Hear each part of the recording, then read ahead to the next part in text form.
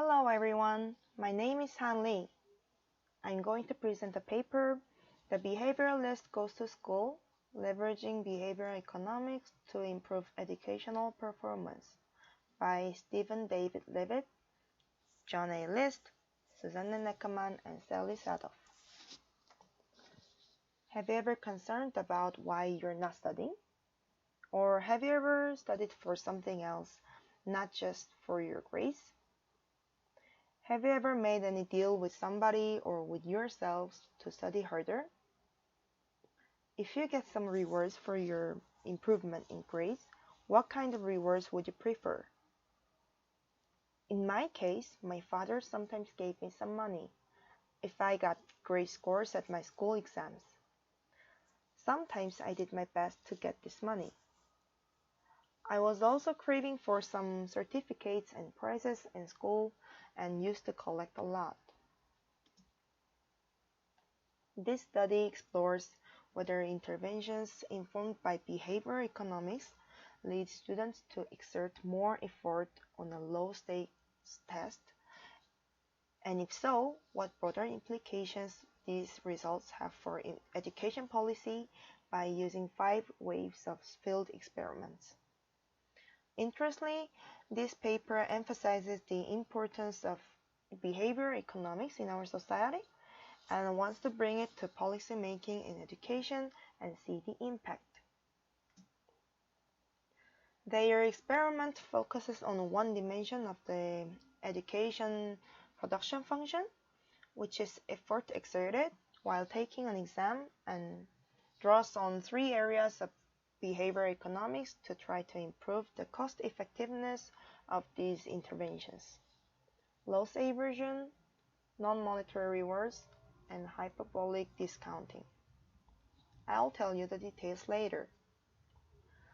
In order to experience the long-run returns to schooling, students must make sustained investments in human capital that require exerting effort on tasks that often have relatively low returns in the near term. Therefore, this paper tries to find out what motivates students to exert effort, which is the first necessary condition for building human capital.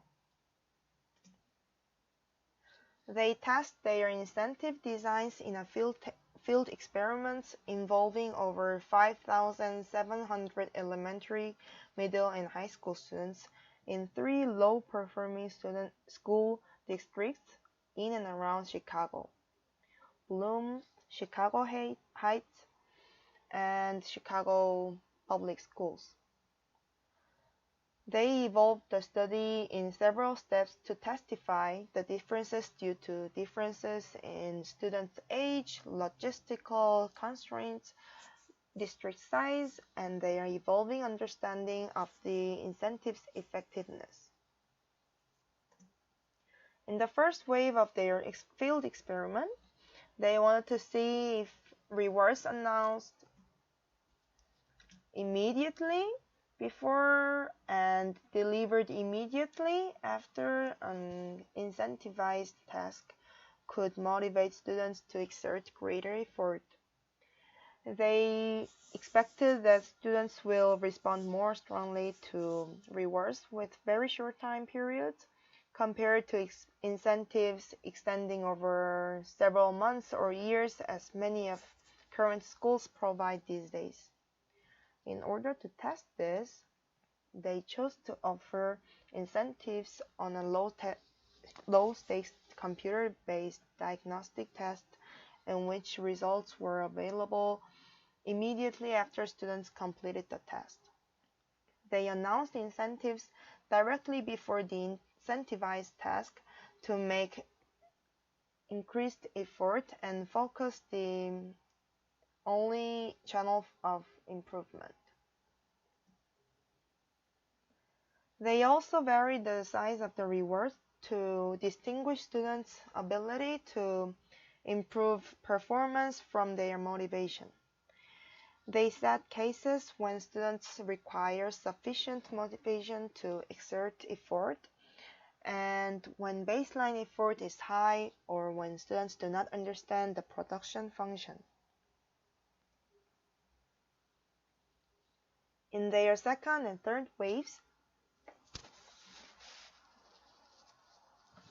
they designed rewards framed as losses rather than gains among older students and among younger students in a second school district.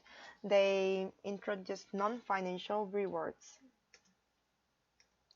They tried to apply loss aversion from Kahneman and Tversky's prospect theory and see whether framing incentives as losses rather than gains may increase the impact of the intervention.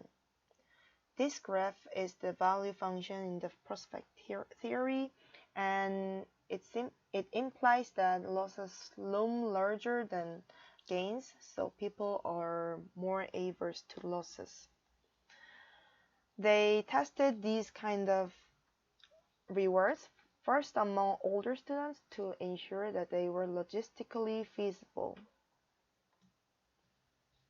With respect to non-financial rewards, they wanted to test the effectiveness of the non-pecuniary incentives like trophies, certificates, and prizes, especially in terms of cost effectiveness.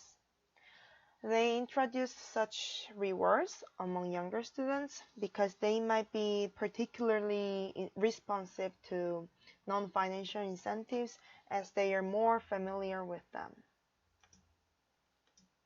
In fourth and fifth waves in the third district, they tested for generalizability and heterogeneous effects with a larger sample size.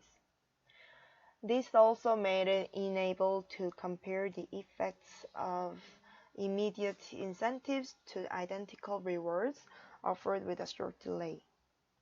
This sector is designed for both theoretical and policy-related reasons. First, they wanted to testify if delaying incentives reducing their effectiveness. And second, it is difficult for schools to distribute rewards immediately on some tasks. And now, I will introduce you some results of these experiments.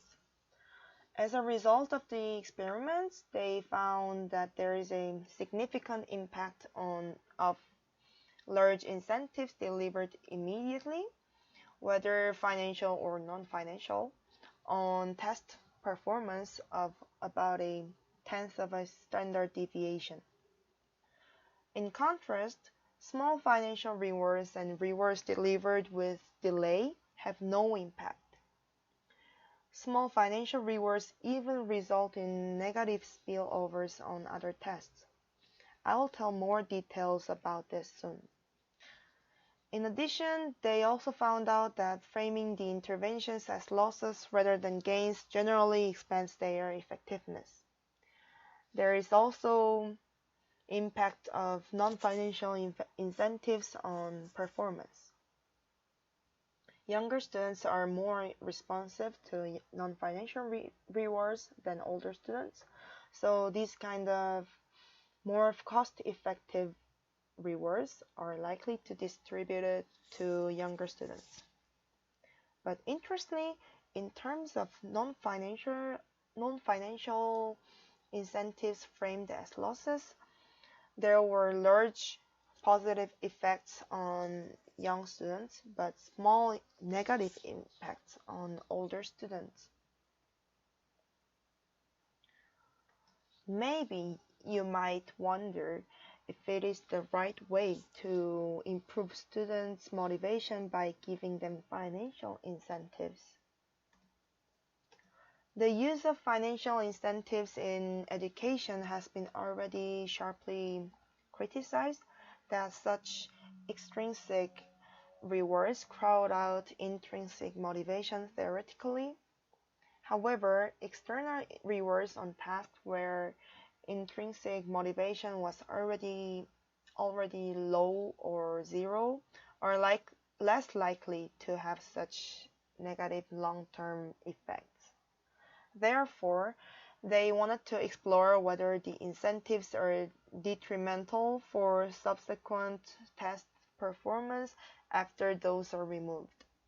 They tried to estimate the effect of the various treatments on test score from a subsequent non-incentivized test in the same subject, but in the different testing period, and in a different subject, but in the same testing period.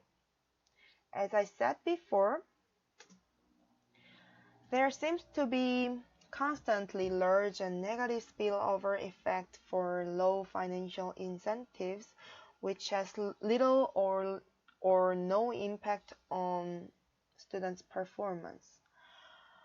This result is pretty interesting because small financial incentives not only cost no immediate effort but are even likely to discourage effort on other tests as well. I think this part was especially needed to yield sustainable impact on students' effort. From the result, those temporary and low financial incentives have negative effects on future outcomes. So, the most important finding of this paper relates to the sensitivity of students to the timing of rewards. Furthermore, they found the impact of non-financial rewards, especially for younger students. And framing the rewards as losses may increase their effectiveness as well. Those findings of this research imply that such behavioral insights can strengthen the impact and the cost effectiveness of interventions in education. And this was the answer for the main question of the paper to figure out. They also demonstrate that many students invest little effort on their low-stakes task, and that effort alone can have a large impact on performance. The results suggest that different kinds of incentives they design will be more effective under the condition where students lack motivation or on low-stakes tasks, removing the concerns about the crowding out effect of extrinsic rewards on intrinsic motivation. But remember, there's still negative spillover in terms of low financial incentives. So it seems like better to exploit cost-effective non-financial incentives or framing of incentives as losses more. So the next step in this research will be to find out whether extrinsic incentives can be used to foster intrinsic motivation and promote habit formation, as they mentioned. So this is the end of my presentation. Thank you very much.